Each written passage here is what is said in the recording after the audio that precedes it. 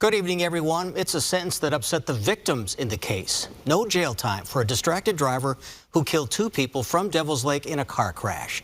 Some were also upset the judge commented distracted driving is not as egregious as drunk or drugged driving. WDAY News reporter Matt Henson takes a closer look at this issue, and one legal expert explains why the judge really had no choice. What are we teaching our youth if this is a punishment, if this is the punishment that is given? That is Amy Ulmer asking a judge for jail time for 44-year-old Jason Olsenowski. He rear-ended her SUV 2 years ago on Highway 18 in Hunter while playing on his phone. That pushed the SUV into the oncoming lane, killing two people from Devil's Lake and seriously injuring Ulmer's daughter. A plea deal allowed Olsenowski to serve 90 days of home confinement.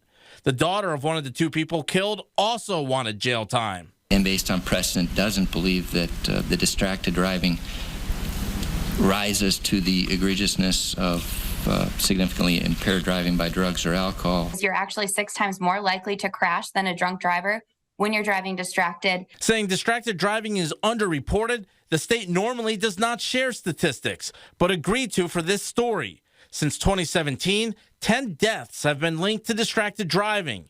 702 people have been injured. Again, these numbers are believed to be low. Over that same time period, 203 people have been killed in drunk driving crashes, and more than 2,000 people have been hurt.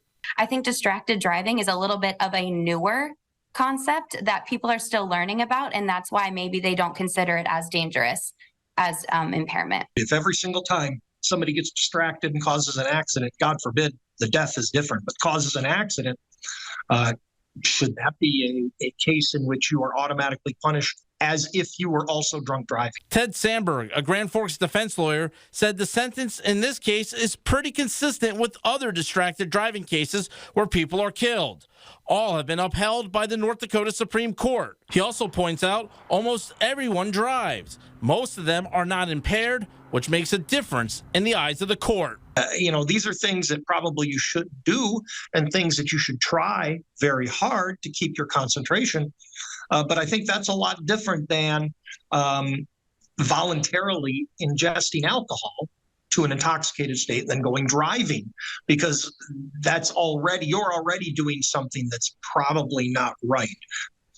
Having your cell phone in your car is not illegal. Sandberg did point out that over the years, the legislature has enhanced the penalties for drunk driving in North Dakota. He said it will likely take a similar process before the courts start imposing tougher sentences for distracted driving. Reporting from the Cass County Courthouse, Matt Henson, WDAY News.